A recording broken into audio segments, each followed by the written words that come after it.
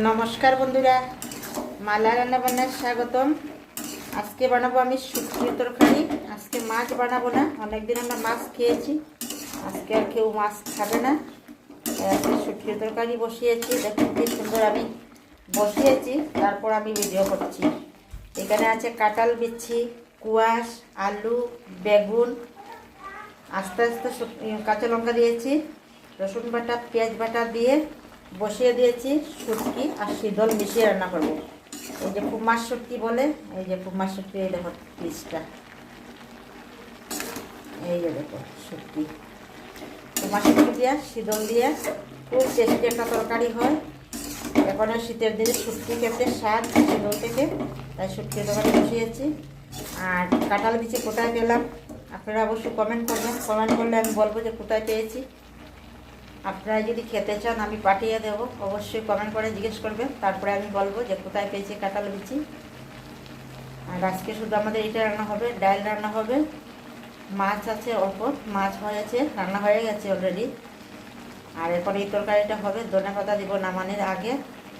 খুব সুন্দর একটা তরকারি হবে, অবশ্যই আপনারা পুরো ভিডিওটা দেখবেন। ভালো লাগলে লাইক কমেন্ট শেয়ার অবশ্যই করবেন বন্ধুরা।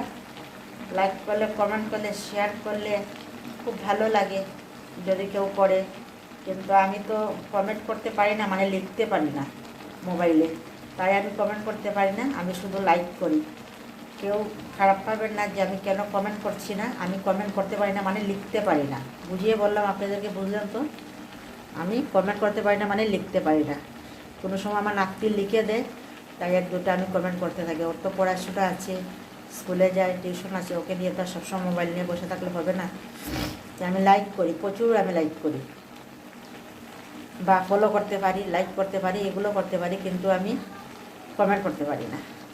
আপনারা অবশ্যই কমেন্ট করবে, লাইক করবে, শেয়ার করবে, আমার পাশে থাকবে, ভুল হলে ক্ষমা করবে। আর আশা করি আপনারা ভালোই আছেন, আমিও ভালোই আছি। প্রচুর ঠান্ডা পড়েছে, তাই আমার একটু জ্বর জ্বর করছে। আজকে আমি স্নান একবার করেছি, করে পুজো দিয়েছি, আর একবার রান্না করে হয়তো আমার স্নান করতে লাগবে। বয়ে লাগছে কী করে স্নান করবো, বাকি গরম জল দিয়ে স্নান করে নেব। গরম জল বসিয়ে দেবো, আমি তরকারিটা হয়ে গেলে আমি স্নানে চলে যাব। এই যে এখন খুব সুন্দরভাবে হবে তরকারিটা, খেতেও অনেক ভালো লাগবে, মাখো মাখো হবে একদম, অল্প জল দিয়ে খুব ভালো লাগবে। যে এখন একদম জল করে দেখাচ্ছি, এবং রঙটা দেখো কি সুন্দর হয়েছে। ঠিক আছে, আমার পাশে থাকবেন অবশ্যই। আর বাই বাই, টাটা, নমস্কার।